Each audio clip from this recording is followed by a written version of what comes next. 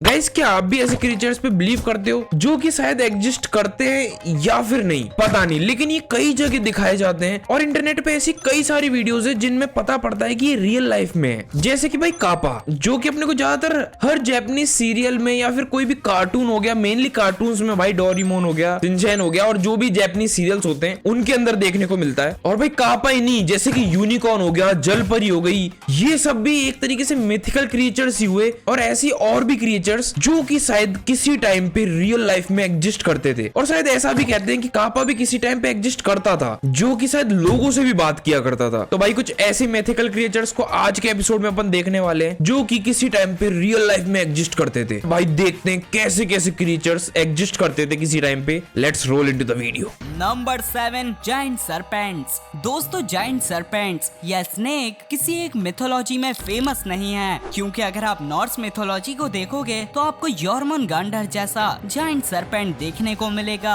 वहीं Egyptian mythology में भी हमें अपोफिस जैसा जायंट सर्पेंट देखने को मिलता है। और इन दोनों भाई ये तो कोई ड्रैगन जैसा लग रहा था, मतलब मुंह से आग मिथोलॉजी से निकाल रहा पुराने था। हिंदुइज्म रिलीजन में भी हमें वासुकी नामी जायंट स्नेक देखने को मिलता है। असल में ये स्नेक्स रियलिटी में एग्जिस्ट किया करते थे। खास तौर में मैं यहाँ टाइटेनोबोआ और वासुकी इंडिकस की बात कर रहा हूँ, क्योंकि जहाँ टाइटेनोबोआ 42 फीट तक होते थे, जो कि ऑफ कोर्स सिटी बस के जितना साइज है, वहीं सिटी बस के बराबर का। किसी गलियों में निकल जाए ये स्नेक तो भाई लोग बाग दूर दूर तक भी भागे उससे देख के। बाय द वे गाइस, ये वीडियो होस्ट टीवी की साइड से है। वासुकी इंडिकस 50 फीट तक होते थे, तकरीबन 3 लिमोजीन्स के बराबर। इसलिए तो ये दोनों जायंट स्नेक्स अपने जमाने के एपेक्स प्रेडेटर्स हुआ करते थे, जो भाई किसी भी ड्रैगन भी एनिमल दबा का दिया। सांस रोककर उसे आसानी से निगल लिया करते थे। वैसे Titanoboa modern day south America continent में पाए जाते थे,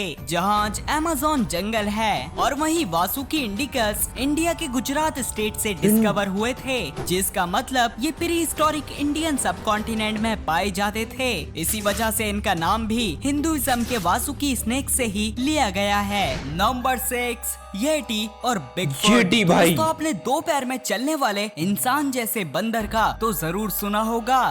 हिमालय भाई ज्यादातर हॉलीवुड फिल्मों में आता है वो। इसे येटी के नाम से जाना जाता है, जो बड़े बड़े ठंडे माउंटेन्स के पास रहता है। इवन एक दफा तो 1951 में माउंट एवरेस्ट के पास इनका फुटप्रिंट भी कैप्चर किया गया था। भाई इसमें आदमी के कितने पैर आ जाएं? लेकिन हाँ, बाद में पता चला ये बेयर का फुटप्रिंट था।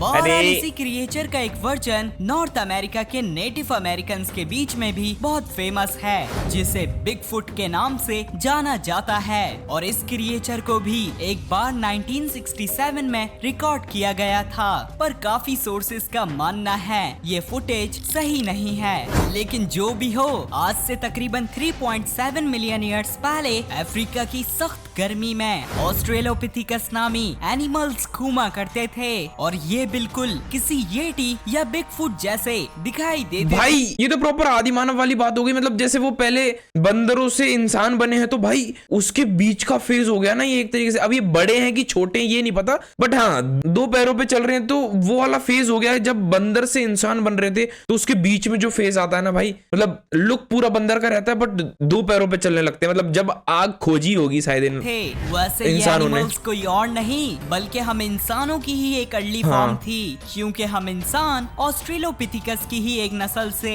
इवॉल्व हुए थे।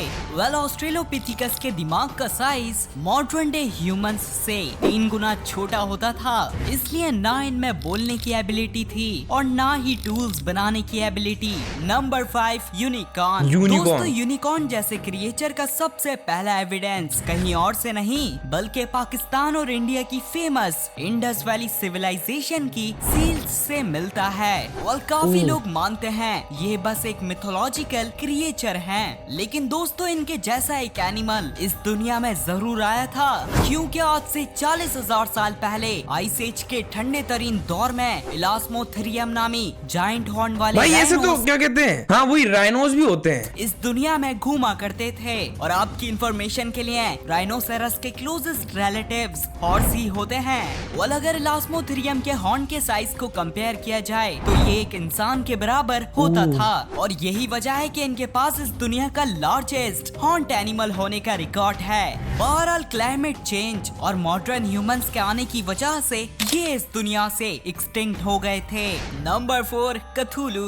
दोस्तों, कथुलू बेशक एक मॉडर्न मिथोलॉजिकल क्रिएचर है जिसे दी कॉल ऑफ कथुलू नामी फिक्शनल शॉर्ट स्टोरी में पहली बार 1928 में इंट्रोड्यूस किया गया था। इसमें कथुलू को खौफनाक सा दिखने वाला एक ऑक्टोपस जैसा जायंट मॉन्स्टर बताया गया है और ये अजीब क्रिएचर समंदर की गहराइयों में रहना पसंद करता है। और अगर आप क्रेटेशियस पीरियड यानी डायनासोर्स के जमाने में जाओगे तो आपको वाकई में कथुलू जैसे दिखने वाले खौफनाक जायंट सेफलोपॉड्स जरूर समंदर की भाई ये चीजें मैंने पहले भी देखी हैं। मतलब ऐसे जो पत्थर के स्ट्रक्चर्स वगैरह होते हैं उन पे ये सब चीजें छपी हुई होती है। पता नहीं भाई नकली बनाई है या फिर रियल है वो सब चीजें देखने को मिलते, जिसकी सबसे बड़ी मिसाल टूसोटूथस है। ये एनिमल्स 40 फीट तक लंबे हुआ करते थे और अगर ये साइज कंपेयर किया जाए तो 2 जिराफ के जितना है। इसी वजह से टूसोटूथस आराम से मोसासॉर्स का भी शिकार किया करते थे। भाई वैसे आज भी ऑक्टोपस तो एग्जिस्ट करते हैं और वो रियल है, वो मजाक नहीं है। तो क्या पता वो भी इवॉल्व हुए हों पहले के समय से। माना जाता है ये 66 मिलियन ईयर्स पहले होने वाले एस्ट्रॉइड के इम्पैक्ट से एक्सटिंक्ट हो गए थे। Number 3, dragons. ड्रैगन्स को तो आपने लाजमी किसी मूवी या सीरीज वगैरह में देखा होगा। आमतौर में इन्हें ईस्टर्न कल्चर्स में बिना विंग्स के डिपिक्ट किया जाता है और वहीं वेस्टर्न कल्चर्स में इन्हें विंग्स के साथ दिखाया जाता है। माना जाता है ड्रैगन्स का कॉन्सेप्ट डायनासोर्स से आया है क्योंकि पुराने जमाने में भी लोगों को डायनासोर्स हाँ भाई ये हड्डियां तो मिलती हैं, फॉसिल्स वगैरह तो मिले हैं लोगों को, मिला करते थे और ये उन फॉसिल्स को देखकर लोगों ने ड्रैगन्स जैसे मिथिकल क्रिएचर्स को इमेजिन कर लिया। लेकिन हाँ, 66 मिलियन ईयर्स पहले ड्रैगन्स को इमेजिन करने की जरूरत नहीं थी क्योंकि उस दौरान क्वेटज़लकोअट्लस नामी इस दुनिया में इवॉल्व होने वाला सबसे बड़ा उड़ने वाला क्रिएचर किसी ड्रैगन से कम नहीं दिखाई देता था और कंपैरिजन के लिए सिर्फ इनकी चोंच का ही साइज 2 इंसानों के जितना था। इसलिए तो ये आसानी से मरे हुए डायनासोर्स और इनके बच्चों को खा लिया करते थे। वैसे क्वेटज़लकोअट्लस उड़ने वाली रेप्टाइल्स के ग्रुप टेरोसॉर्स को बिलोंग करते हैं और ये रेप्टाइल्स का ग्रुप क्रेटेशियस एक्सटिंक्शन में एक्सटिंक्ट हो गया था। नंबर 2, डॉर्फ्स। डॉर्फ्स को तो हम लोग सब भाई ये तो हाँ वही कार्टून में कहीं तो आता है ये और मूवीज में देखते आ रहे हैं। असल में डॉर्फ्स कोई नई चीज नहीं है बल्कि इनका जिक्र तो 1300 साल पुरानी नॉर्स मिथोलॉजी से ही चलता आ रहा है। खैर दोस्तों, आज से 50,000 साल पहले डॉर्फ्स सिर्फ कहानियों में नहीं बल्कि वाकई में इस दुनिया में घूमा करते थे। यहाँ मैं बात कर रहा हूँ इंसानों की सबसे छोटी नस्ल होमो फ्लोरिसिएंसिस की। इनका और मॉडर्न डे ह्यूमन का साइज कंपैरिजन तो आप देख ही सकते हो। इसलिए पॉसिबल है कि इन्हें अपने टाइम में कोमोडो ड्रैगन जैसे एनिमल्स से काफी मुश्किलात का सामना करना पड़ता होगा।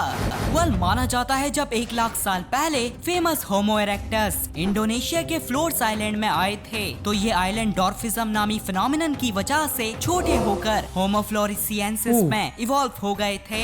नंबर 1, लॉक नेस मॉन्स्टर। दोस्तों, तकरीबन 1500 सालों से स्कॉटलैंड के लॉक नेस नामी लेक में लोग एक मॉन्स्टर को देखने का दावा करते आ रहे हैं। लोग बताते हैं कि इस मॉन्स्टर की लंबी गर्दन है और ये किसी डायनासोर की तरह दिखाई देता है। काफी रिसर्च करने के बाद आज तक ऐसा कोई जिंदा मॉन्स्टर तो डिस्कवर नहीं हुआ है और एक्सपर्ट्स का मानना है ये सिर्फ एक मिथिकल क्रिएचर ही है।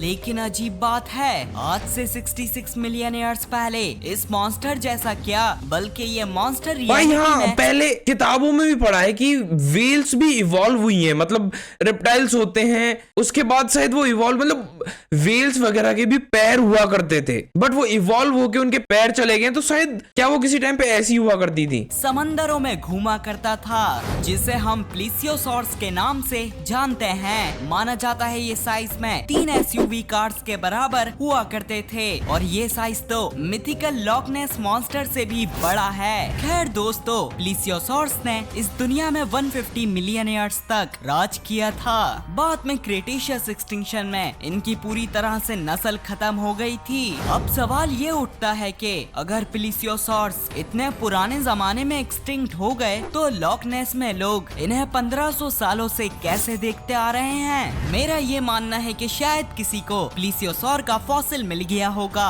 और उसी से उसने लॉक नेस मॉन्स्टर की कहानियों को जन्म दिया होगा। भाई ये सब देख के तो ऐसे लगता है कि मिथिकल क्रिएचर्स वगैरह होते हैं, क्योंकि भाई क्या पता ये सब इवॉल्व्ड होके एक्सटेंट हो गए हो या फिर जैसे कि कोई एस्टेरॉइड वगैरह गिर जाते हैं तो उन चीजों से एक्सटेंट हो गए हो। तुम लोगों को क्या लगता है, तुम लोग जाके कमेंट्स में बताना। बाकी अगर तुम्हें आज की वीडियो पसंद आई तो वीडियो को लाइक कर देना, चैनल पर नए हो चैनल को सब्सक्राइब कर दो। मिलेंगे अगली वीडियो में, जब तक के लिए बाय बाय।